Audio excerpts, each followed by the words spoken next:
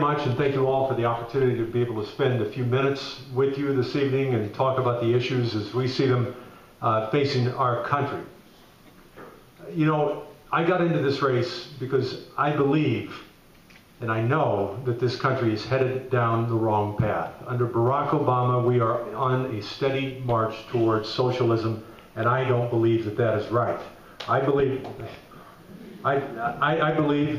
that this country, what made this country good, was the ability for working men and women to raise their families, to provide for their families, and live in a secure country.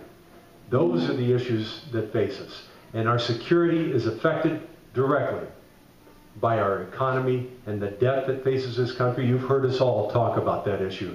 In fact, I have believed since the time I entered public office that you cannot spend what you do not have. The first bill I ever introduced in the Maine legislature was a bill to rescind the legislative pay raise, because I didn't feel that when we were telling people to cut back in their own budgets, it was the right thing to do to take money from them. I don't believe that that is right. And when you look at the issues that face us, they're not just economic issues, they're national security issues. And that's why I think it's critically important that you send someone to Washington that has foreign policy experience. I've served on the staff of the chairman of the Joint Chiefs of Staff, the highest ranking military officer in the country, the principal military advisor to the President of the United States, the person who is responsible for implementing some of the foreign policy initiatives that this country partakes.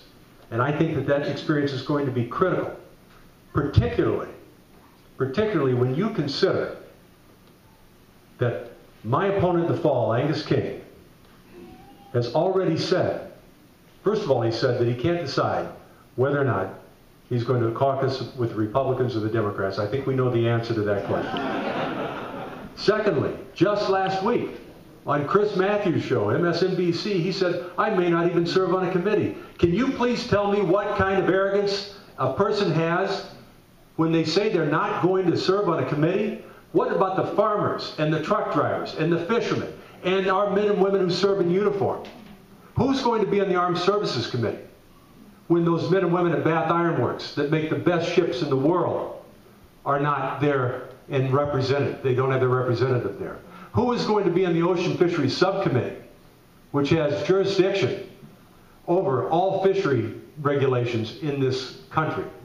Who's going to be there for our fishermen? Not Angus King. Not Angus King. Who's going to be there for our small businesses when we don't have a seat on the Small Business Committee? Who's going to be there to stand up for those people who would rather work 18 hours a day for themselves than 8 hours a day for someone else? Who's going to be there? Not Angus King. Charlie Summers will be there. I believe in this country, and I believe that we have to get our debt under control, and I believe that the decision that you have to make on June 12th has to be not simply about what our positions are on this issue or that issue. Let's look at education for a minute. Let's look at education. We have 14-year-olds who are pregnant. We have 16-year-olds who are killing one another, and 18-year-olds that can't read the diploma that they just got from their high school. That's why I think the Department of Education needs to be eliminated, and that responsibility needs to be returned to the states. I think it's critically important that we have a senator who is willing to stand up and be counted and not worry about the next election. I'm 52 years old. I don't want to go to Washington for 40 years and be like Strom Thurmond and be carried out feet first. I want to go there and make a difference. I want to go there and make a difference for our country. And when you think about the critical issues that are facing this country, and you think about President Obama, you think about our economy, you think about our national security, you think about the Islamic extremists that want to end Western civilization, and what are we talking about today? Gay marriage. Gay marriage. I'm not interested in somebody's private life. What I'm interested in is doing the right thing for this country and standing up and not spending what we don't have. Standing up on our foreign policy and standing up for the farmers and the nurses and the truck drivers that make our economy work. I'm asking you to join me. I'm asking you to look within yourselves. You know, Winston Churchill once said, that the pessimist sees the difficulty in every opportunity, and the optimist sees the opportunity in every difficulty. And I believe that if we follow Barack Obama, then maybe the best days for this country are behind us. But I don't believe for a minute that there's a person in this room that believes that.